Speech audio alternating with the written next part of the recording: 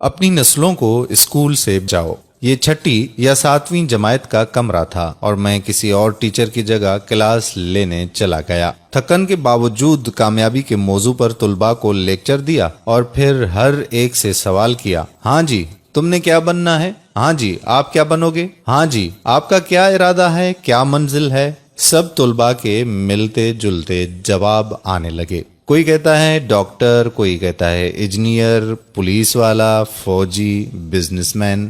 لیکن ایسے لیکچر کے بعد یہ میرا روٹین کا سوال تھا اور بچوں کے روٹین کے جواب، جن کو سننا کانوں کو بھلا اور دل کو خوشگوار لگتا تھا، لیکن ایک جواب آج بھی دوبارہ سننے کو نہ ملا۔ کان تو اس کو سننے کے متلاشی تھے ہی، مگر روح بھی بے چین تھی۔ اینک لگائے بیٹھا خاموش گمسم بچہ، جس کو میں نے بلند آواز سے پکار کر اس کی سوچوں کا تسلسل توڑا۔ ہیلو، ارے میرے شہزادے، آپ نے کیا بننا ہے؟ آپ بھی بتا دو۔ کیا آپ سر تبسم سے ناراض ہیں؟ بچہ آہستہ سے کھڑا ہوا اور کہا، سر میں نور دین زنگی بنوں گا۔ میری حیرت کی انتہا نہ رہی اور کلاس کے دیگر بچے ہنسنے لگے۔ اس کی آواز گویا میرا کلیجہ چیر گئی ہو، روح میں ارتعاش پیدا کر دیا۔ پھر پوچھا، بیٹا آپ کیا بنو گے؟ سر میں نور دین زنگی بادشاہ بنوں گا۔ ادھر اس کا جواب دینا تھا، ادھر میری روح بے چین ہو گئی،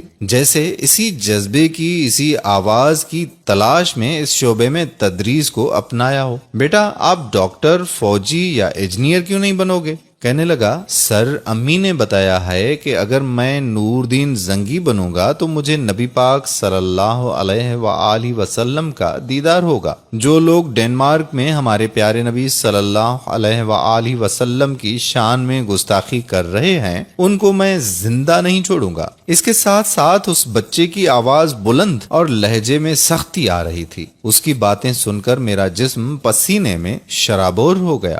ادھر کلاس کے اختتام کی گھنٹی بجی اور میں روتا ہوا باہر آ گیا۔ مجھے اس بات کا احساس ہے کہ آج ماؤں نے نور دین زنگی پیدا کرنے چھوڑ دیے ہیں اور اساتذہ نے نور دین زنگی بنانا چھوڑ دیے ہیں۔ میں اس دن سے آج تا دم اپنے طلباء میں پھر سے وہ نور دین زنگی تلاش کر رہا ہوں۔ کیا آپ جانتے ہیں وہ کون ہے؟ اس ماں نے اپنے بیٹے کو کس نور دین زنگی کا تعارف کروایا؟ یہ واقعات سنیے۔ اپنے بچوں میں سے ایک عدد نور دین زنگی قوم کو دیجیے۔ ایک رات سلطان نور دین زنگی رحمت اللہ علیہ عشاء کی نماز پڑھ کر سوئے کہ اچانک اٹھ بیٹھے اور نم آنکھوں سے فرمایا کہ میرے ہوتے ہوئے میرے آقا دو عالم صلی اللہ علیہ وآلہ وسلم کو کون ستا رہا ہے؟ آپ اس خواب کے بارے میں سوچ رہے تھے جو مسلسل 3 دن سے انہیں آ رہا تھا، اور آج پھر چند لمحوں پہلے انہیں آیا، جس میں سرکار دو عالم نے 2 افراد کی طرف اشارہ کر کے فرمایا کہ یہ مجھے ستا رہے ہیں۔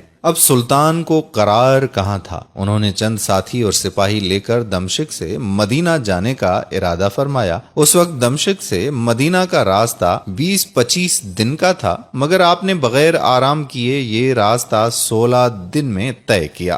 مدینہ پہنچ کر آپ نے مدینہ آنے اور جانے کے تمام راستے بند کروائے اور تمام خاص و عام کو اپنے ساتھ کھانے پر بلایا۔ اب لوگ آ رہے تھے اور جا رہے تھے، آپ ہر چہرے کو دیکھتے مگر آپ کو وہ چہرے نظر نہ آئے۔ اب سلطان کو فکر لاحق ہوئی اور آپ نے مدینہ کے حاکم سے فرمایا کہ کیا کوئی ایسا ہے جو اس دعوت میں شریک نہیں؟ جواب ملا کہ مدینہ میں رہنے والوں میں سے تو کوئی نہیں، مگر 2 مغربی زائر ہیں جو روضہ رسول صلی اللہ علیہ وآلہ وسلم کے قریب ایک مکان میں رہتے ہیں، تمام دن عبادت کرتے ہیں اور شام کو جنت البقیع میں لوگوں کو پانی پلاتے ہیں، جو عرصہ دراز سے مدینہ میں مقیم ہیں۔ سلطان نے ان سے ملنے کی خواہش ظاہر کی۔ دونوں زائر بظاہر بہت عبادت گزار لگتے تھے۔ ان کے گھر میں تھا ہی کیا، ایک چٹائی اور 2-4 ضرورت کی اشیاء، کہ یکدم سلطان کو چٹائی کے نیچے کا فرش لرزتا ہوا محسوس ہوا۔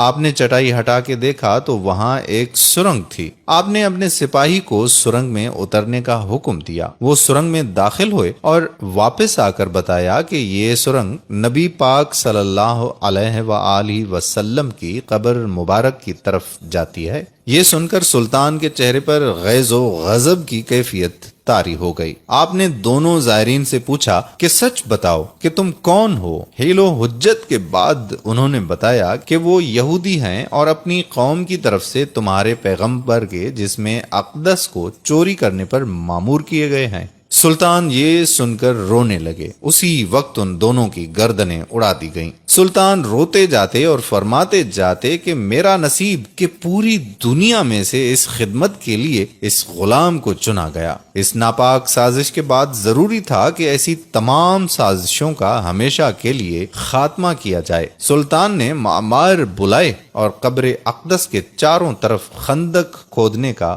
حکم دیا یہاں تک کہ پانی نکل آئے۔ سلطان کے حکم سے اس خندق میں پگھلا ہوا سیسا بھر دیا گیا۔ بعض کے نزدیک سلطان کو سرنگ میں داخل ہو کر قبر انور پر حاضر ہو کر قدمین شریفین کو چومنے کی سعادت بھی نصیب ہوئی۔ سبحان اللہ۔ تمام دوستوں سے گزارش ہے کہ علم کی روشنی تمام دوستوں کے ساتھ شیئر کریں، ہمارے بچوں کو اسلام کے حقیقی ہیروز کا اندازہ ہو سکے۔ آپ کے ایک شیئر سے لوگ اس واقعے سے فیضیاب ہو سکتے ہیں۔ جزاک اللہ خیرہ۔